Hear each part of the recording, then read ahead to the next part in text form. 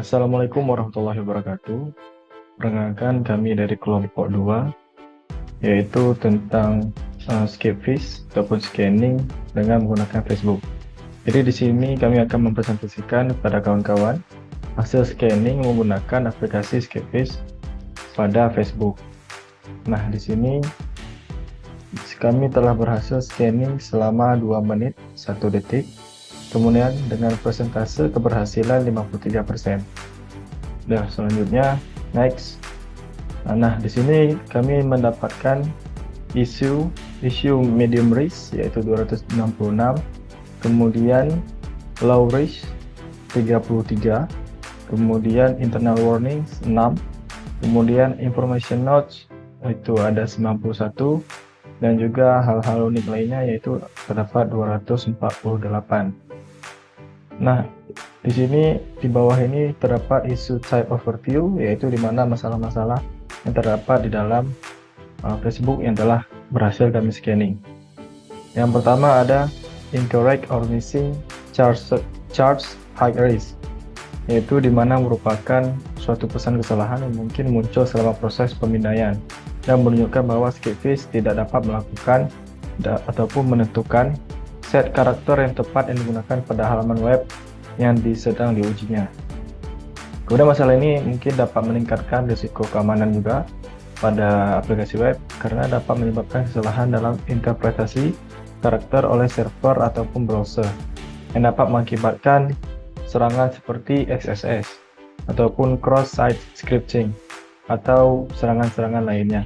Kemudian yang kedua ada external content embedded on a page yang high risk, yang dimana merupakan Scapefish akan memindai halaman web untuk memeriksa apakah ada sumber daya eksternal seperti gambar, video, iframe, script, ataupun hal-hal lainnya yang dimuat dari satu domain eksternal.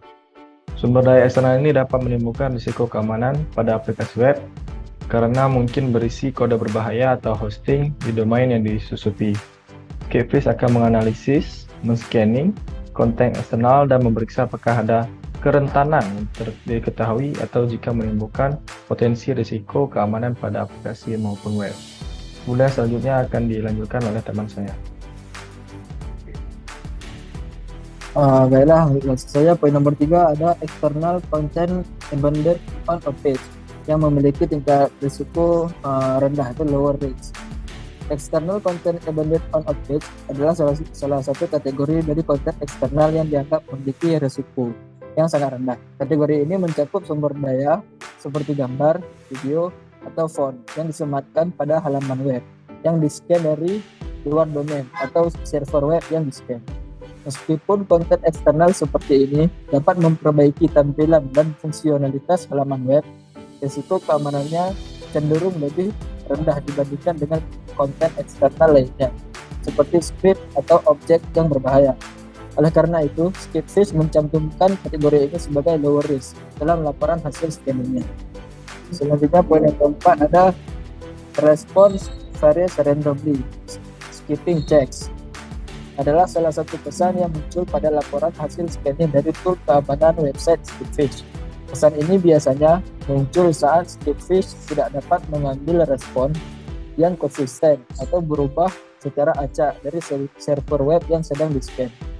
Hal ini dapat terjadi karena beberapa faktor, seperti pemakaian teknologi load balancing atau caching pada server web yang menyebabkan respon berbeda-beda pada setiap permintaan, atau adanya perlindungan keamanan pada server yang menghalangi permintaan scan dari Scapefish.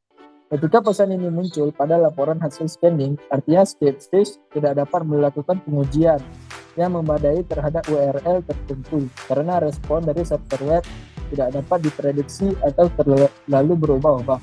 Selanjutnya akan dijelaskan oleh teman saya.